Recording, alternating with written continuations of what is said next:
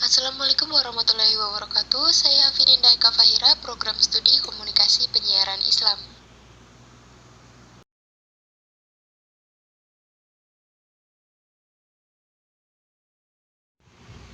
Baiklah, saya akan menjelaskan tentang teori agenda setting. Yang pertama yaitu pengertian agenda setting. Agenda setting menurut McCombs dan Shaw adalah mass media have the ability to transfer the silence of items on their news agendas to public agenda. Griffin 2010. Pengertian ini menjelaskan bahwa media massa memang memiliki kekuatan untuk mempengaruhi bahkan membentuk pola pikir audiens yang terkena terpaan informasinya.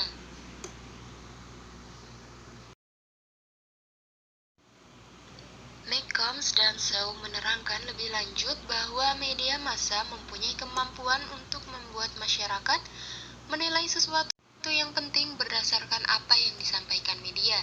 Dengan kata lain, we judge as important what the media judge as important. Kedua ilmu juga menekankan bahwa bukan berarti mereka menuduh bahwa media selalu dengan sengaja mempengaruhi audiens dengan informasi dan berita yang disampaikan melalui media serta memiliki tujuan tertentu.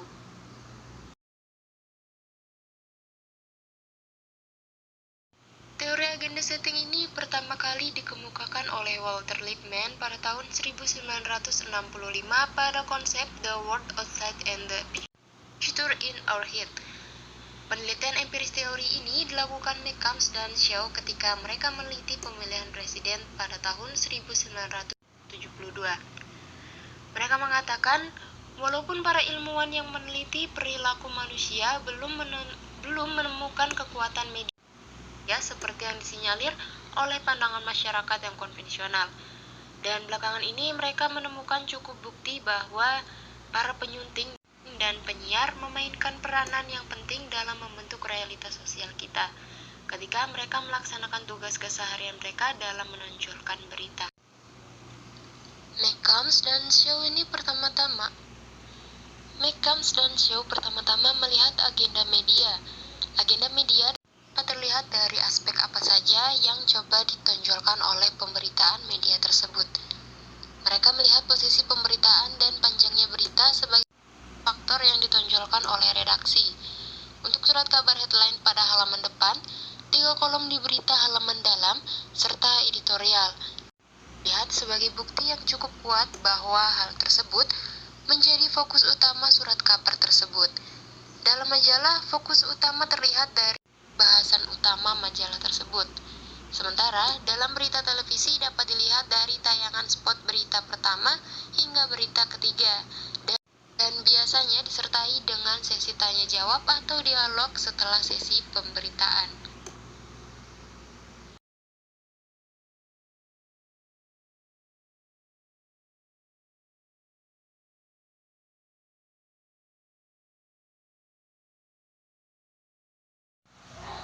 Kemudian saya akan memberi contoh kasus agenda setting. Contoh yang paling nyata dalam kehidupan sehari-hari adalah berita di televisi.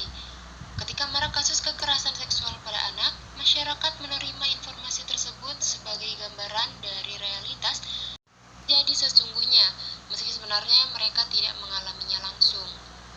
Informasi ini membuat masyarakat menyadari akan urgensi dari perkara tersebut dan lebih peka akan indikasi yang mengarah pada kasus tersebut. Tidak jarang juga setelah ada satu kasus kekerasan seksual anak yang muncul dari satu daerah, kemudian kasus serupa pun terbongkar dari daerah yang lain.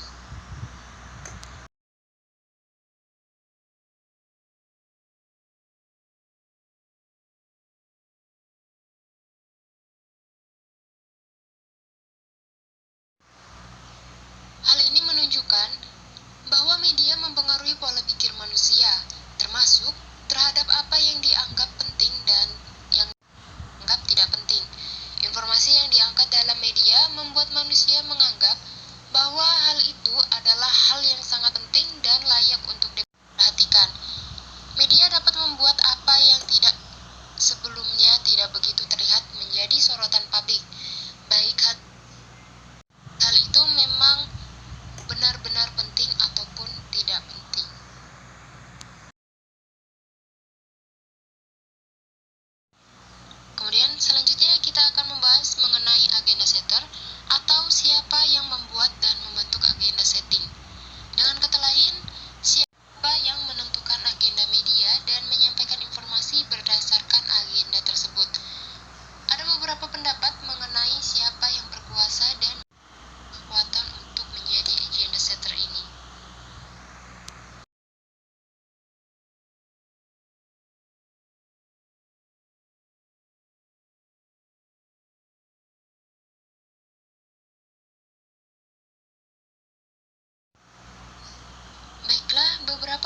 berpendapat bahwa yang menentukan agenda untuk para agenda setter adalah editor berita atau biasa disebut dengan gatekeeper.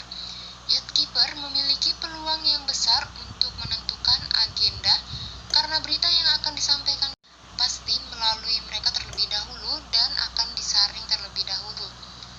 Mereka bisa membentuk dan menentukan berita apa yang disampaikan kepada masyarakat dan apa yang tidak bisa disampaikan kepada masyarakat, sehingga menjadi praktek agenda setting.